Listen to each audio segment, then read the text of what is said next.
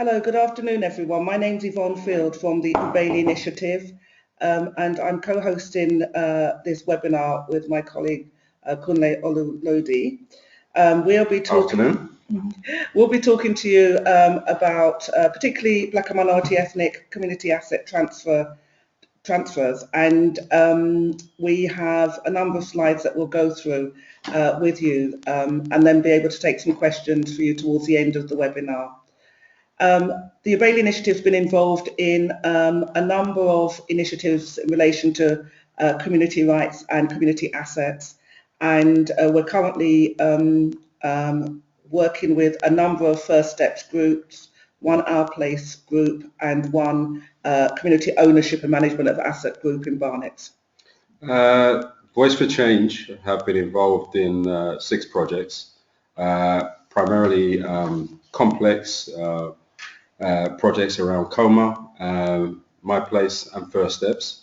The move into this area was precipitated by a belief and statistical knowledge that organisations that have access to their own capital asset have a better chance of survival, especially in these tough economic times.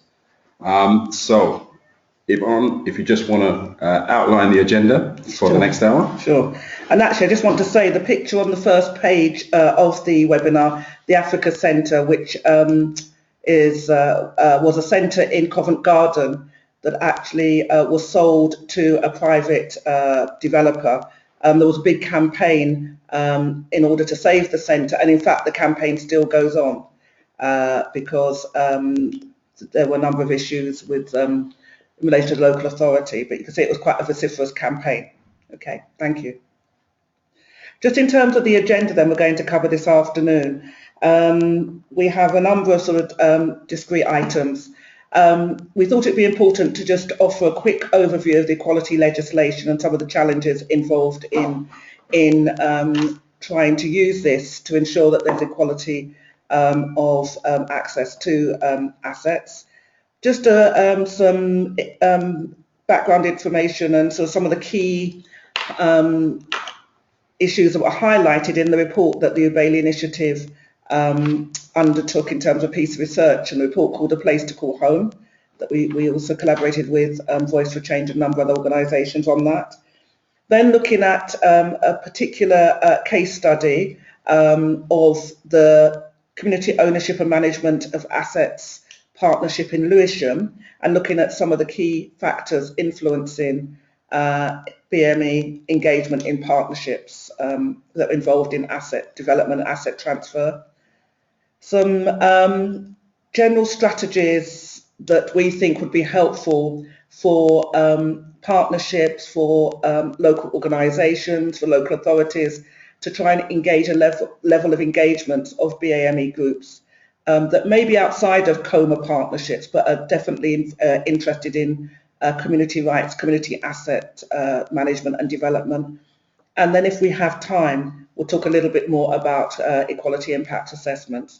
We also have a number of poll questions that we'd like you to engage with us on, just to get a sense as to who's listening and what some of the issues are that you're grappling with in terms of BME engagement in community assets. So hopefully this will be an interesting next hour.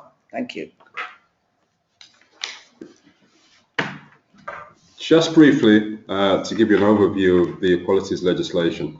The Equalities Act 2010 was brought in primarily to give teeth to equalities legislation.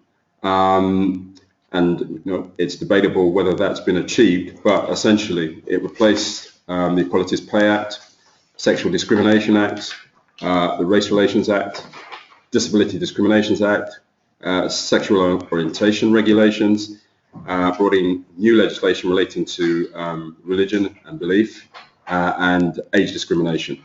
So it codified all of those different acts under one umbrella act, the Equalities Act.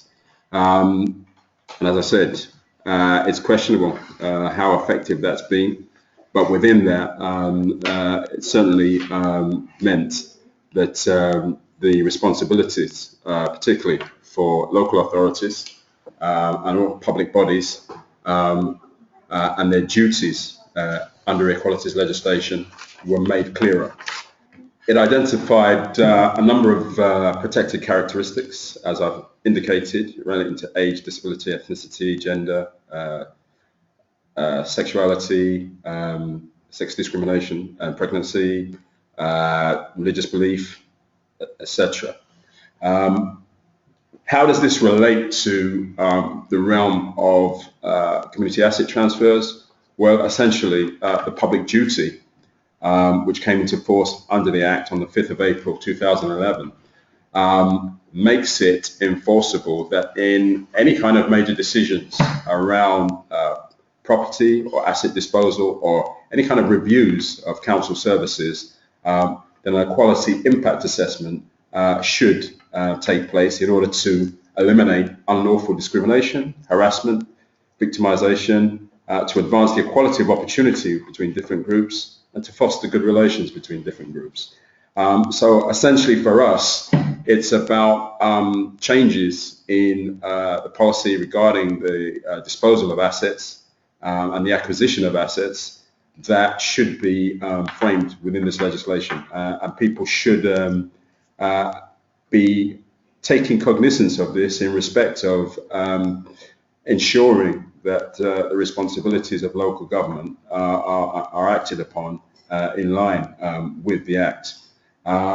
We'll go on to talk about this in more detail later, but equality impact assessments are something that needs to be carried out to determine whether in a policy initiative or, as I say, in a particular project, there's a detrimental impact on those characteristic groups that I've outlined previously. It's quite complex in some instances, and before we actually started this webinar, I did actually have a chat with Yvonne about whether we could actually say that equality impact assessments are faithfully being applied in all instances. And we were racking our brains to find a number of examples. We think that probably Bristol is the only local authority where we could state that it's being used effectively. But when we come back to the discussion later on in the Q&A, maybe one or two of you out there can cite some examples or relay your experiences of trying to apply equality impact assessments to the asset transfer process at local level. So moving on. Okay, I just wanted to, before I talk about some of the sort of headlines from the report that was launched last October, A Place to Call Home.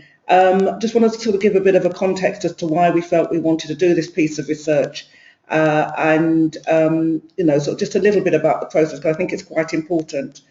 I have to say this is the first report of its kind that's ever been produced. It took us almost a year because we are ostensibly a group of volunteers, and there were 15 of us who worked on it. Apart from the report, it also includes 2 interactive maps. One that actually that maps the actual assets around the country that we included, and one that actually collects the narratives and stories of people who are running some of the community spaces from the African diaspora community. The reason why we wanted to do this piece of research was because there was anecdotal evidence of an increased level of loss of community assets, particularly within the African diaspora. We focus on the African diaspora because this community, which is my community in particular, has got a history of community asset ownership and development, certainly from the 1960s, probably before. We were looking at assets that had been owned really for probably 20 years or more on average, or 20 years or more. And we felt that by focusing on this community, there would be lessons for other BME communities in the country. And when we came to locality and said, you know, we're hearing these stories that are happening within our communities, do you have any evidence? They sort of said, no, we don't actually know what's happening. So that's why they were keen to collaborate with us on this. So just some of the headlines, and I would suggest that that you take a look at the report if you haven't had a chance to do that, even if it's the executive summary. And we're really at the point of now developing a strategy going forward as to how we want to implement some of the recommendations. So we actually mapped 150 assets, but of them, a number didn't have leases currently in place. And of those that did, we found that 116 of them were either leased or owned outright. Large numbers of community centres specifically, and more than half of them were open for more than 7 days a week. So very active and vibrant places.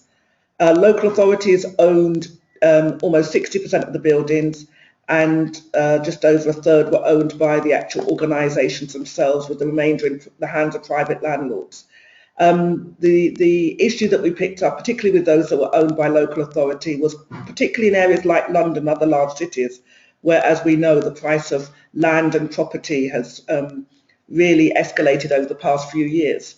And because a number of the buildings were actually leased from the 1980s and were leases that actually either run out or were up for renewal, there were sort of quite challenging conversations happening in some cases about lease renewals and the length of the leases. And leases were being offered for 5 years in some cases, which means that obviously in terms of getting inward investment for and capital investment for developing the buildings, this was proven to be a challenge. Of the groups that we looked at, the majority by far were from Black and minority ethnic communities. And actually what was really interesting when we kind of looked at organisations that were managed by, for example, people from the African diaspora, when you looked at some of the the users, actually we found large numbers of different ethnic minority communities using those buildings, and a number of buildings had actually seen an increase over the last 3 years. Although there'd been an increased usage, the vast majority of the organisations that we captured through this research were actually dependent on volunteers. A number had full-time volunteers, highly skilled people who were really committed to supporting the centres. But as you know, with volunteers-led initiatives, particularly when you're running a building, it makes it often quite precarious, because volunteers, may have other priorities when they were down to actually attend, and manage the centres. Charitable source funding was, I think, in my kind of reading, lower than I'd actually anticipated. It was less than a quarter of the income, and local authority grants were very low. The majority of the income was coming from private lettings and private functions, and also private rental, long-term rental of space. That was nearly half of the organisations that we mapped. But nearly all the organisations said they still needed support to develop their ideas about how to make the space into sustainable, make the space and organisation sustainable. And they needed support around business enterprise, community enterprise and community business models. So there was still a substantial amount of capacity building needs.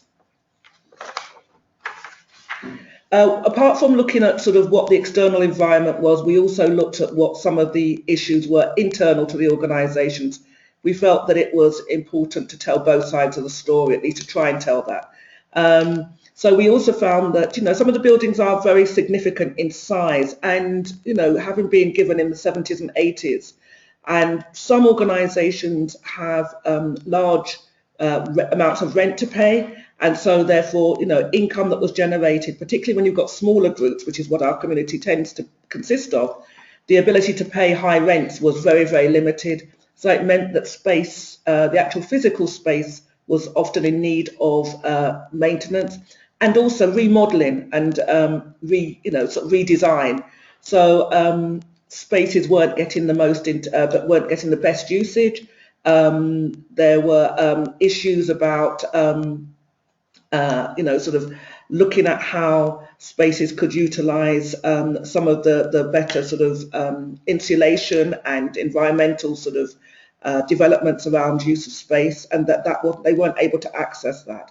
So although there was lack of creativity of space, it was clear that actually also there were financial pressures that meant that they couldn't, that weren't able to actually access those things. We found age in leadership as well as an emergence of female leadership, particularly in the female leadership story emerged where we looked at assets that had actually been secured, either with very long leases, 25 years plus, or where the trustees actually owned the buildings. That we weren't actually looking for, but it was really an unexpected finding. And the need for succession planning because of the age in leadership. Probably the leadership in general was over the age of 55. Because some of the people had been involved in community activism and social change activities for many decades really, and there was an urgent need for development of emerging leaders really from within our community. I think it'd be useful now to ask you a question about community assets and BME communities. So we're going to have a quick poll. So the question is, are you currently working with Black, Asian and minority ethnic organisations for a community asset transfer? So there are four possible answers. Yes, you're currently working with a group on community assets. Yes, we're currently working with BME groups and looking for an asset. No, we're currently not, but looking for BME groups to work with, and that you're not working with BME organisations on asset transfer. So it'd be helpful if you were able to tick to all that apply. So let's see what the poll tells us about who's listening and what's happening. But I can see the results. So we have 44% that say yes, you're currently working with BME groups. 11% are not currently, but looking for some groups to work with. And 56% are not currently working with BME groups. So given that over half of the listeners are not currently working with BME groups, there may be an opportunity to kind of explore that further going forward. Yeah. Okay, thank you. We at Voice for Change are a national infrastructure organisation and essentially created across England to support the BME sector in capacity building, training, development, fundraising, all the things that go into infrastructure support traditionally. So what I'd like to do is just touch on an example of one of the projects that we've been working with over the last year, which is the Lewisham Sports Consortium, and their experience of the asset transfer journey. Lewisham Sports Consortium is seeking the transfer of a sports ground of about 12 acres in size called Firhill. Essentially, several years back, members of the local black community decided to reclaim a disused site that was ringed on two sides by a housing estate and on the third side by a railway line. It was being used practically as a rubbish dump for disused cars and a place where they held illegal dogfights. But over a 6-year period, they not only cleared the site, a group of volunteers from various sports clubs and community organisations, but they managed to get it into social use. And I'm compressing a lot because of the time that's available to us, because having cleared the site, they then found that unfortunately there were some Roman ruins underneath the ground, and then had to get a further permission to continue developing the site with national heritage before going any further, which created another delay in their progress. But the project is now at a point where it managed to secure a temporary lease and develop a sports ground that also has auxiliary community use for training, educational classes, and community social work. In terms of its scale, just so you can understand how big this is, it's the equivalent of about 5 full-size football pitches with its own car park area and a community allotment at the back. So it's not probably a typical asset transfer. It's a sizable one involving land. the objectives that were given to us as the relationship advisors to the project were to pursue the management committee's objectives of achieving a new lease on the site, agreeing the securing of planning permission, and to secure funds in the next phase of its development to develop a new clubhouse and changing facility. What has been interesting about this is the way that it's operated relatively successfully, but also for us it gave us an insight into how organisations from the BME sector could pursue the CATS agenda through a consortium base, and how you could do that effectively. And if we can move to the next slide. Consortia, as I've indicated here, it is really important, and it's increasingly, there are limited opportunities, I think, for small and single organisations to secure projects in the area of community asset transfers, and certainly the COMA scheme under which this comes speaks to that. BME projects often find themselves, unfortunately, competing against major charities and private institutions for control of the same asset. And certainly, we know from the experience of London, it has to be said that the increases in land values is making it increasingly difficult for community asset projects to get off the ground. It may be different in other parts of the country, but I think that certainly London is a bit of a special case in terms of the pressures that have come to bear in this area. However, we believe by collaborating with other organisations, smaller community groups under a single umbrella can help redress the imbalance in power for community organisations. And so I just want to look briefly now and set out some of the specific advantages. And again, people may want to come back and consider these in the Q&A.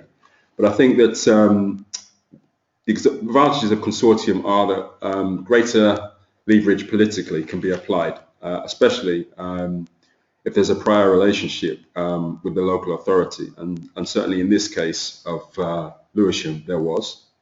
I think economically,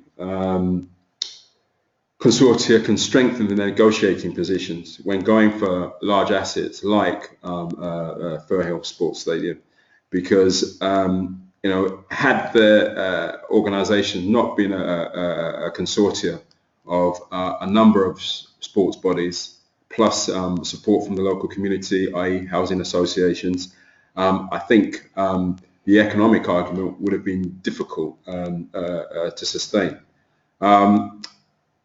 Then, in terms of knowledge, the pool of local resources and knowledge for a group of consortia can be extensive, and it's often invaluable because it means that external bidders, larger organisations and private companies who don't have that knowledge cannot compete on that level, and I think that's one of the main advantages of local consortia.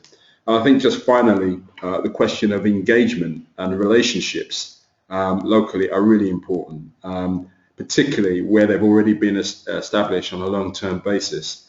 Certainly in terms of securing planning permission, that's one of the main levers that Lewisham used and applied and quite successfully in assuming that. So now I want to just say a few words about some of the disadvantages, which not necessarily have arisen in the case of Lewisham, but certainly some of our other projects. Decisions may take longer to reach and slower to implement. Certainly, if you're dealing with a consortia, it's not a case of a board of one organisation or a management committee of one organisation agreeing. it's all of those individual components reaching an agreement. And in the case of one project that we're involved in, that means 30 organisations have to actually agree. So you can understand that to actually achieve decision-making sometimes, it can be not only slow to get to a decision-making point, but also slow to implement.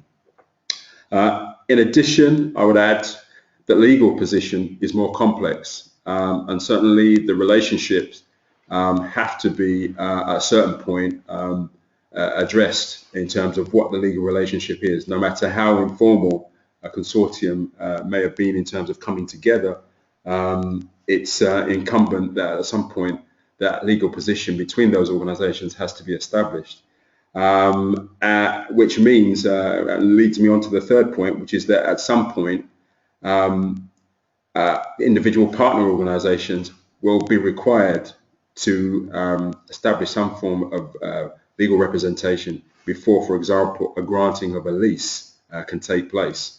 So that means if you're a consortium of 10 organisations, that's 10 pieces of legal advice. And I think you do need to be prepared for that. And similarly, in terms of if you're taking on an asset which is linked to a service contract, that means those organisations involved in the consortia also have to be in agreement as to what the terms, accepting the terms of any contract in taking on that service. So again, these are just some of the kind of knotty problems that certainly we've come up against in the course of engaging in our work around assets. Okay, we're now going to just focus on some of the strategies that can be used to increase the level of engagement with Black and minority ethnic communities. I mean, I've been involved in working with groups that experience social exclusion, groups that are from poorer communities for over 30 years, and it's a kind of, you know, the strategies bit has been kind of part of the conversation that I've been in for all of that time. And I think it's worth reminding ourselves that with Black and minority ethnic communities in particular, but other communities that are more marginalised within our society, that these are really small groups often that are run by volunteers. And I'm not going to underestimate just how important that is to kind of consider, because sometimes when groups are asked to come around the table to engage in, and in this instance, community asset management or transfer conversations, just the cost of getting to the meetings is something that sometimes, you know, individuals aren't able to, or organisations aren't able to to cover. And I think it sounds, you know, very small and sort of maybe insignificant, but actually this is part of the major challenge that we're talking about when we're talking about how, you know, things to consider in relation to engagement of BME groups.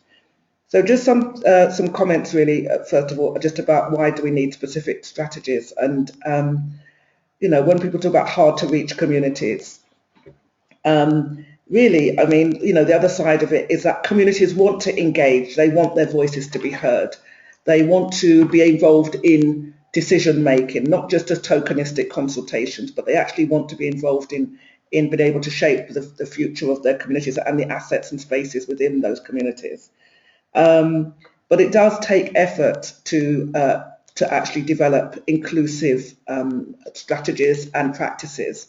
But it does mean that you know, the resources can be allocated in a more fair and equal way. And I think it's really important for organisations to be clear about what are the objectives in actually trying to engage communities. Is it about trying to tick the boxes, which is often what we hear people say, oh, we're just here so that we can, you know, or we're being consulted because there's a tick box exercise, or really are communities really committed to promoting inclusion?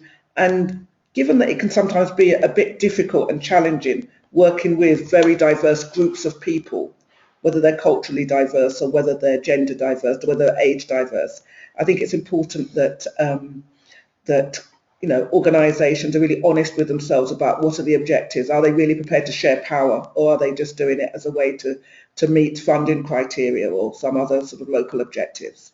So we think that, you know, specific strategies are needed to ensure that there's real inclusion within developments around assets. So yeah, often we've heard groups say that they can't find the right can't find the right people. And again, I mean, it's about what are the issues that you're trying to actually achieve through the engagement process, and being really quite transparent about what those issues are really. And I mean, is it about the fact that your space that you're developing has got a very diverse and sometimes in rapidly changing diversity in terms of communities? But how are you advertising what the issues are? How are you really engaging with local communities? You know, there are a number of professional organisations that BME communities have set up themselves over the last 30, 40 years. So when some groups might say, oh, we can't find BME people with the right skill set and, you know, that don't have the level of competence, actually, if you know, there are black lawyers organisations, black accountancy organisations, there's professional organisations for social work and so on and so forth. So actually there are people within local communities who have the required skills and experience and want to contribute, but sometimes community spaces can become a little bit closed, even though they have an open door policy. And in a sense, I think it's about trying to be creative and also being really sort of honest about, are you actually, where are you looking for BME communities to engage from? Who's living in your community? How's the community changing? And you know, what connections might you need to make that actually might take you outside of your normal comfort zone?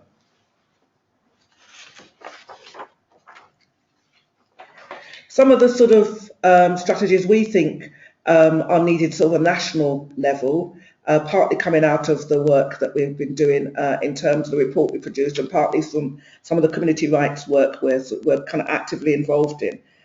We found that actually, you know, very, very few BME organisations either knew about registering their buildings as assets of community value or how to go about it. So we've spent quite a lot of time advising groups that this is within the Localism Act and part of their rights. We know, for example, in Tottenham, we have the Selby Trust, which is a large, a multi-purpose community space with over 90 groups in it. It's actually a former school. They've registered their site as an asset of community value, and so has North 15 Community Development Trust, which is for the Latin American community at Seven Sisters. They've both registered. But at the moment, I've got some colleagues, some students looking at the what's happening across London in terms of registration of community assets for BME groups. So we'll be clearer about the picture going forward. But we know through conversations that actually this isn't happening. And groups are quite surprised that there is an opportunity under the Localism Act to do that. Nationally, again, in terms of promoting community rights and particularly community asset development, locality has obviously a champion scheme. We think that, you know, we need more champions from BME communities, and whether it's organisations or individuals. The Cameroonian Women's Group in Ealing that we're working with under the First Steps programme has signed up as community champions. And, you know, I mean, just in terms of Voice for Change and ourselves getting involved in community rights and community asset development has meant that actually the work, you know, the kind of the message about what the opportunities are has become spread over the last couple of years.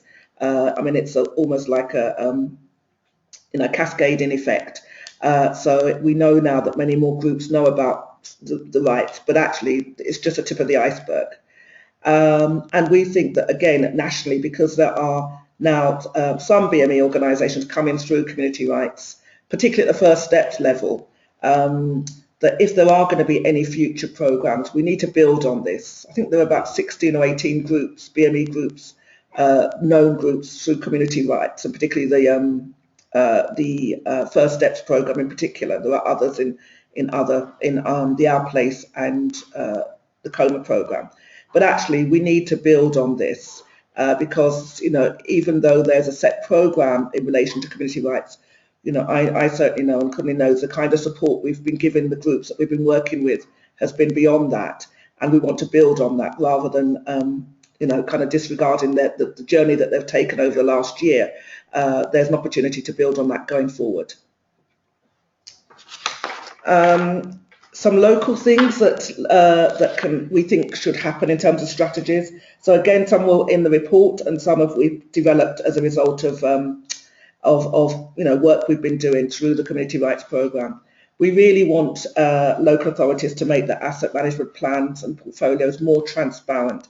I mean, accessible to all communities, but again to BME communities in particular. Could I just make a quick comment on that? Sure. I think there is a major issue with local authorities in terms of trust of local communities and trusting in them to be able to not only take over assets but deliver the services that local authorities are wanting. And I think this is a major issue. There certainly the question of resourcing and whether communities are properly equipped and resourced to carry out those functions is one issue.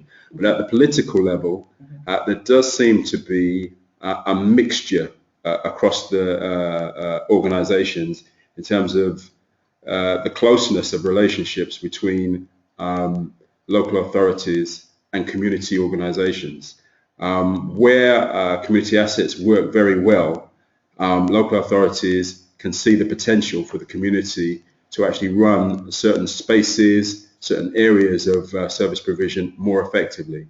Where it's not worked so well is when there's a divide between council officers and politicians at the political level. The political will to actually engage the community is there, but the officers fear the consequences. And I think that reflection of a lack of trust in communities is something that is something that's specific to our time. Because in the past, of course, civil society, things like brownies, scout troops, boys brigades, all kinds of community organisations and civic institutions would have been encouraged and seen as beneficial.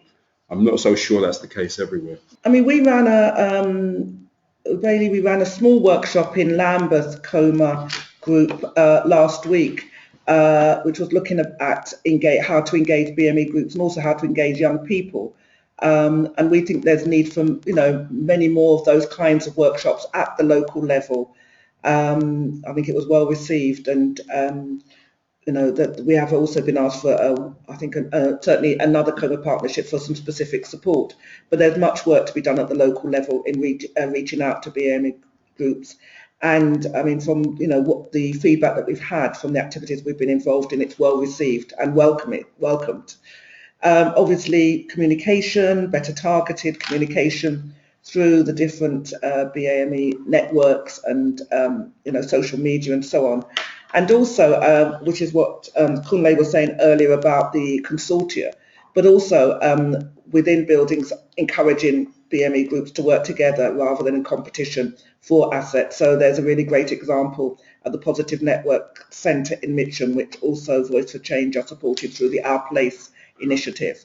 There's a number of culturally diverse groups that are meeting there under the umbrella of the main organisation. Again, from the research, but also from conversations and from our work, I mean, really there's a need for greater support of young, creative, entrepreneurial people from BAME communities, particularly in some of the urban areas, to really get involved in the redesign and development of new spaces at an early stage. What we've noticed is that spaces that are coming up for are being made available and for development.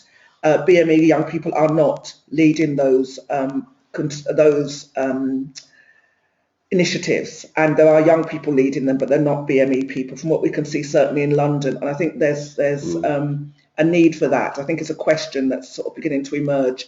Spaces like in Brixton and Dalston and other parts of Hackney and Southwark, like Peckham, who's actually accessing the new spaces or redesigned spaces.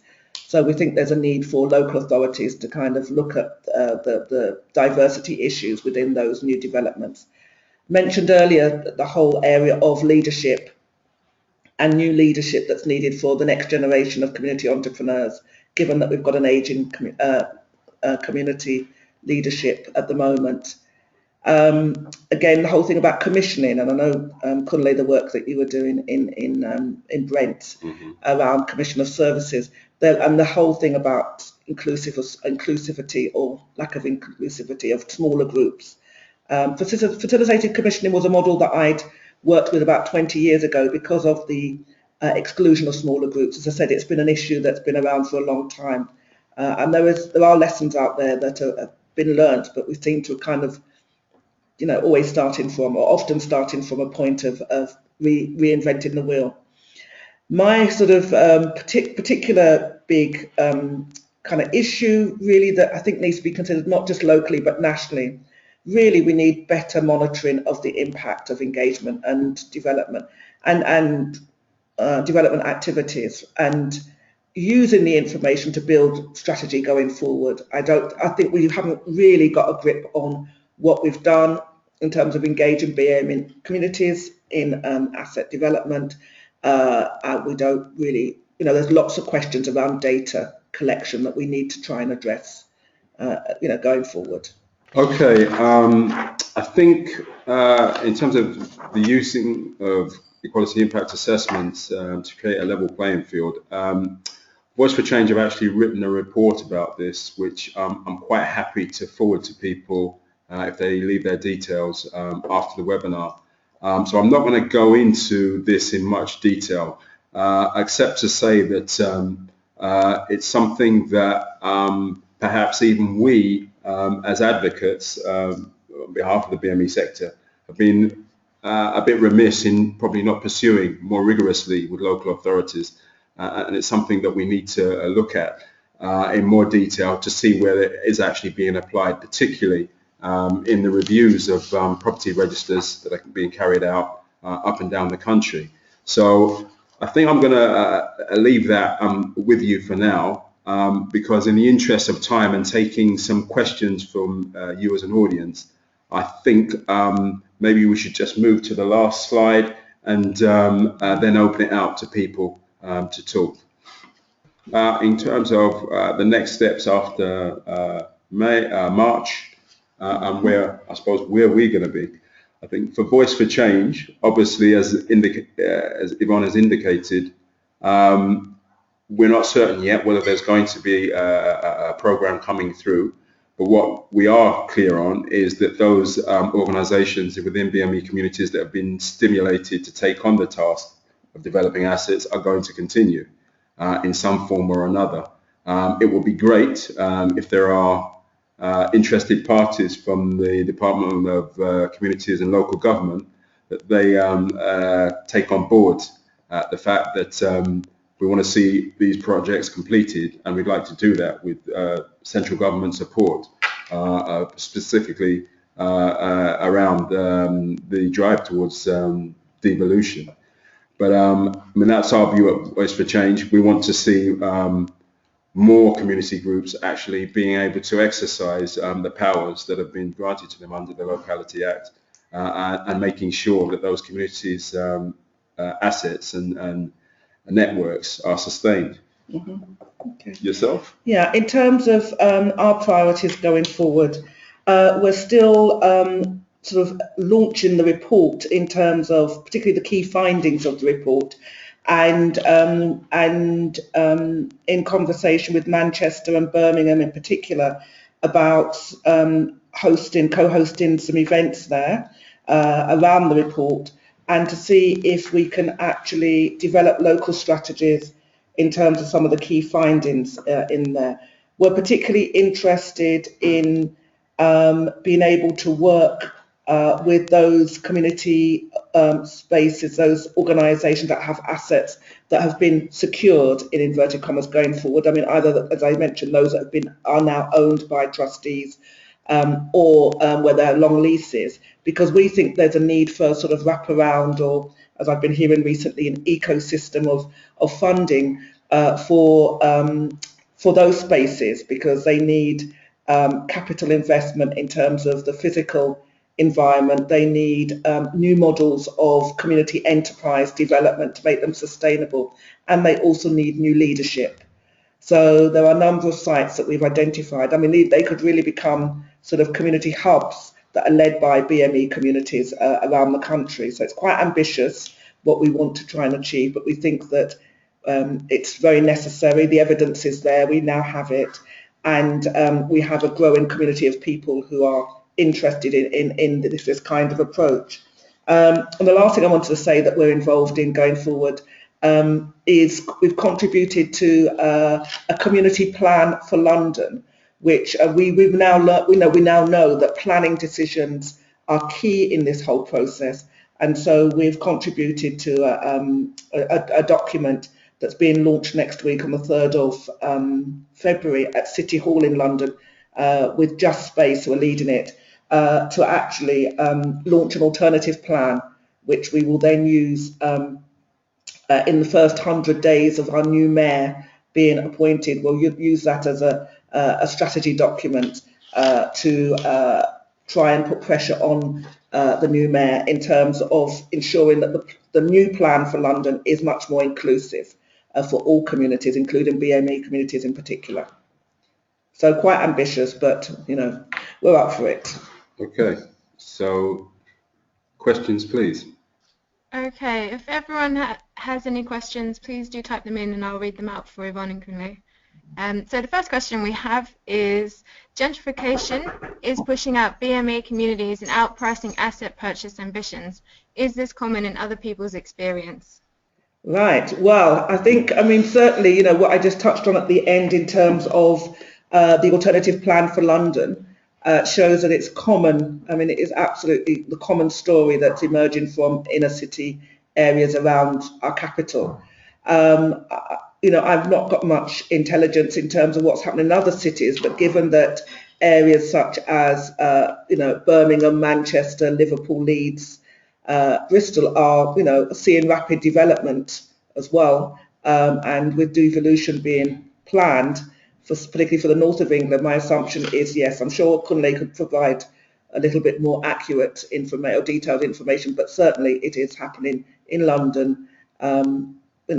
Yeah, I think that in terms of the changes being seen in the inner cities, not just London, but as Yvonne's indicated, across the country, the swing back from the suburbs to the inner cities is creating a whole new dynamic. For accessing assets then, it means that certain pockets of the country, it's easier to develop CATS projects than others. London, and I don't want to be too negative about London, but it is the case that land values are going up astronomically. I think Danny Dorling from Oxford University made the point that whilst everybody's focusing on issues around immigration, one of the amazing statistics that he read was that 40% of all graduates nationally now come to London for work. So you think about that over the course of the next 5-10 years, what that's going to mean for property and property values. We would probably say that there's probably a window of maybe 3 to 4 years before any community asset development probably will be over. In addition to that, obviously we had the recent announcement under the autumn statement by government that it was going to encourage local authorities to look at their property portfolios again to see how they could be monetarized to offset some of the problems in budget.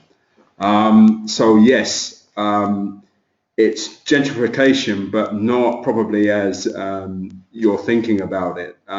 These are objective realities that I think BME communities are going to have to address. Some communities will stay where they are, but if you bought your house in the 1950s and somebody offers you £1 million,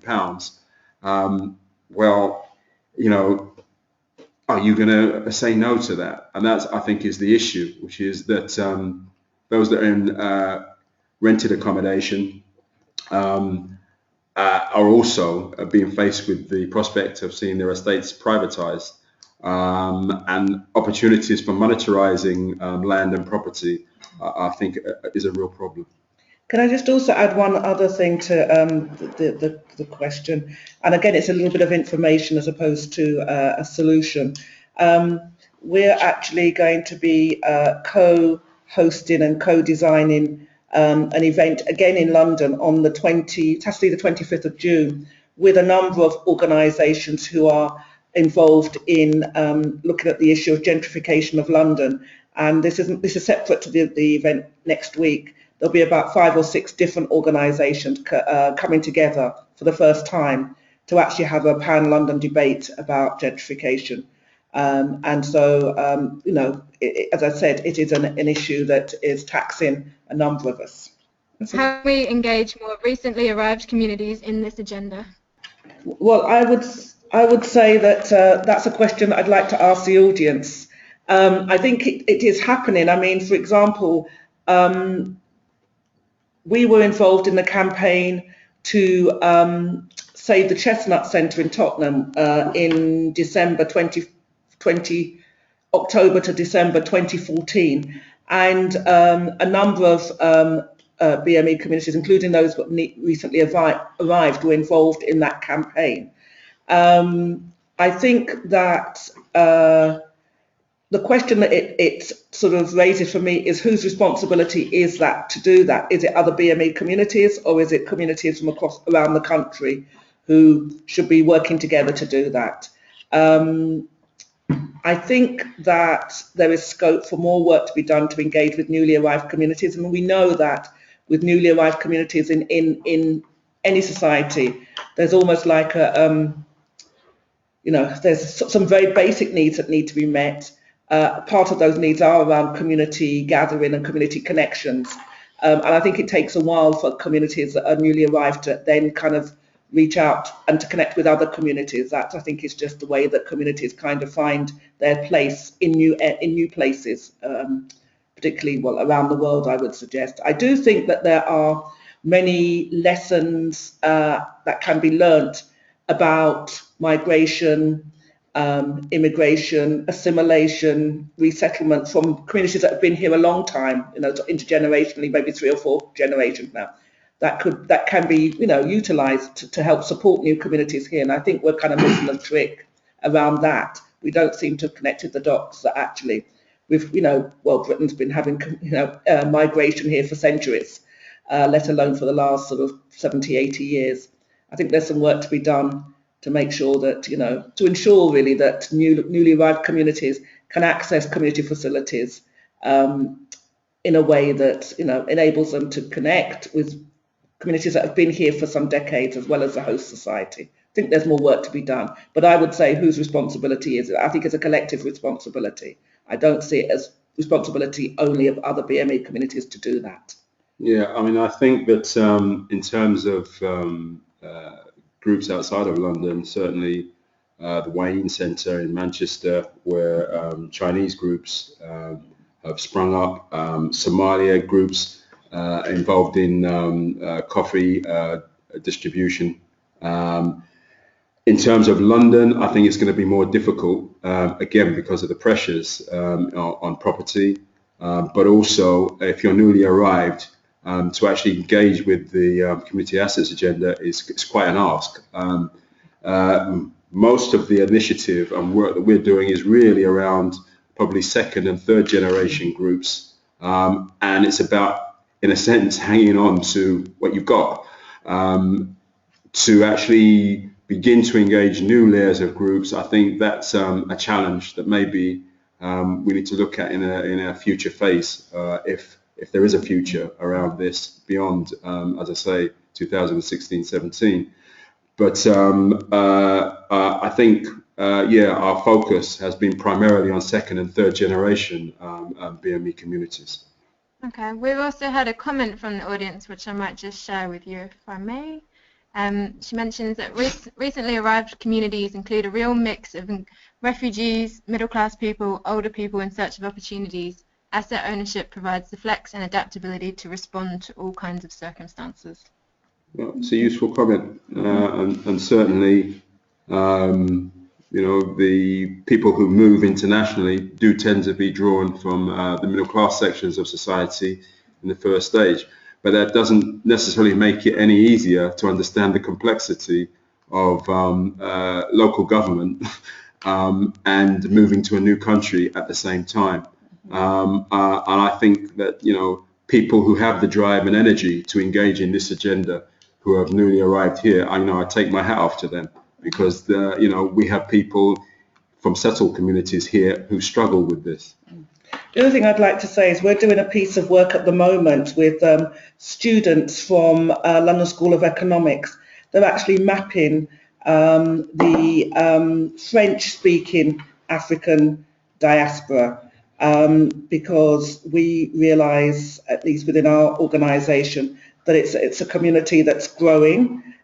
Some people are recently arrived, and because of French being their first language, we know very little about what their community structures are, what their needs are, what their aspirations are in terms of community engagement and development. So we're working with students who are doing French as part of their curriculum to actually just see where are the French-speaking African community in London. So we're still undertaking that research, which will hopefully, well, it certainly provide us with information that we don't currently have.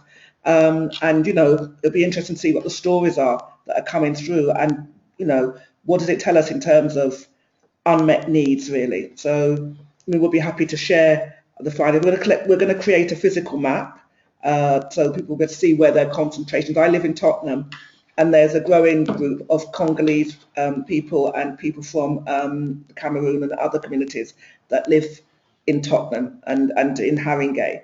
But yeah, we don't have a sense of what their community needs are, at least within our organisation, but we are looking at it. So, final question. Given that a large number of BME communities are being displaced out of London because of the combined issues of gentrification and their search for better services, what strategies would they need to get on the COMA, as in community asset agenda, in the suburbs? We've got two first steps projects in one in Milton Keynes and one in the Isle of Sheppey, which are traditionally white working class neighbourhoods and towns, and so we've noticed, particularly in the Milton Keynes, that increasing numbers of BME communities are relocating there, either by choice, because obviously housing is cheap, although I'm being made aware that prices are again going up quite rapidly, or not by choice because of dispersal. What do they need to do to get on the asset transfer agenda? I can talk about Milton Keynes because that whole area is up for major development over the next 5 to 10 years. I understand that I think within 10 years they're going to double the number of houses in Milton Keynes. So communities are beginning to organise. There's no doubt about that. And through the First Steps project that I'm working with, there's been a lot of mobilisation. And so there are opportunities. I think that, obviously local community organisations are there to be connected with, but also I recognise that, in those particular organisations, which would be predominantly white-led organisations, there's going to be major challenges. So I haven't got any suggestions specifically, but I can see what's happening and that there is a need for the BME voice to be in there. Yeah, I think that from our experience, we have projects in the suburbs of Sheffield. We also have embryonic projects developing on the coast in places like Hastings. The first assumption is that the ripple effect of property acquisition is going to end at the inner city. It's not. It's going to actually increase into the suburbs, because what happens is, as BME communities and working class communities generally get squeezed out, it means they commute longer into the inner cities for work. So it's noticeable that places like Croydon, places like Chigwell in London are becoming the new centres where BME communities are gathering. Everybody knows about the South East London corridor, where a whole new nucleus of Nigerian and West African communities have sprung up. So I can see a time where the discussion of developing probably new community assets will shift probably from the inner city to the suburbs, and certainly where there's more space and where there are probably more disused buildings and buildings that have fallen into disuse. There's going to be opportunities for probably developing this agenda in a new way, with less pressure probably in terms of the pressures of land. But I do think that this is not just an issue for the asset transfer agenda. This is about the reshaping and remodeling of the inner cities and the relationship with the suburbs. Okay, I think we've come to the end of the webinar. We have got one last question for Paul. I don't know if we've got time to take it, Kobe, or whether we need to say goodbye to our people who are engaging with us. I think we have time for one last poll. There's quite a few questions coming through, and just to say that we'll be looking to answer these individually after the webinar and circulate some responses. Okay. So the last quick poll, the question is, do you feel more confident to include BAME communities in your future local asset management or transfer plans? Please select one of the following. Yes, but would like more information support. Not at this time. So please give us your responses to that question. And we'll read out the answers and see how we get on. So that's yes, but not. Would like more information support, or not at this time. So 38% say yes, 50% are saying yes, but would like more information and support, and 30% are saying not at this time. So I think definitely a need for more support and for more resources to be put into developing a clearer path. Well, I think we'll go away. We'll consider those results. For those of you that still want to continue the discussion, we welcome your questions, and as Kobe's been saying, we'll answer those individually.